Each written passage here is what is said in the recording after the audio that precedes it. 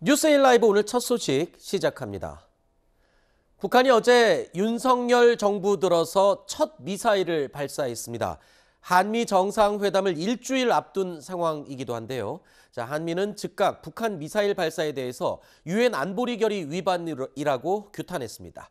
코로나19 감염 확산으로 국가 비상사태를 발령한 상황 속에서도 북한은 자신들의 도발은 시간표대로 고수하겠다, 이런 의중을 드러낸 셈입니다.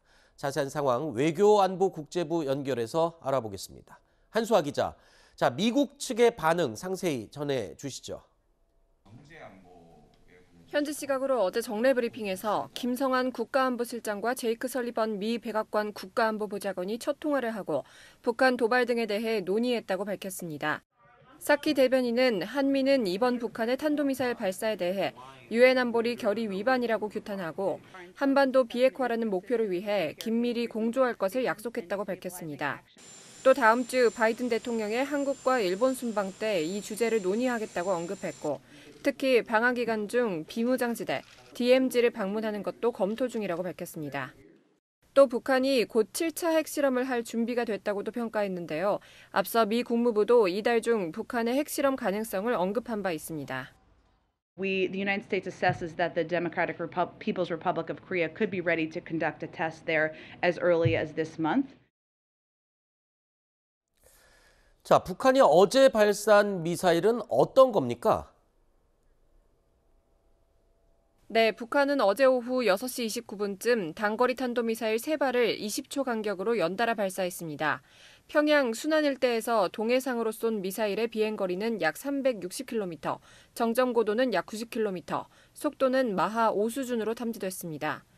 이번 미사일은 대표적인 대남용 무기로 꼽히는 초대용 방사포 KN-25로 추정되는데요.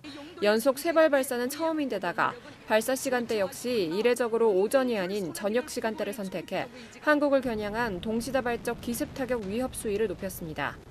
북한의 미사일 도발은 새 정부 들어선 첫 도발이자 올해 들어서는 16번째입니다. 한 기자, 그런데 지금 북한 내부의 코로나 사태가 심상치 않다면서요? 네, 어제 처음으로 코로나19 확진 사실을 공개한 북한은 오늘 구체적인 수치까지 밝혔는데요.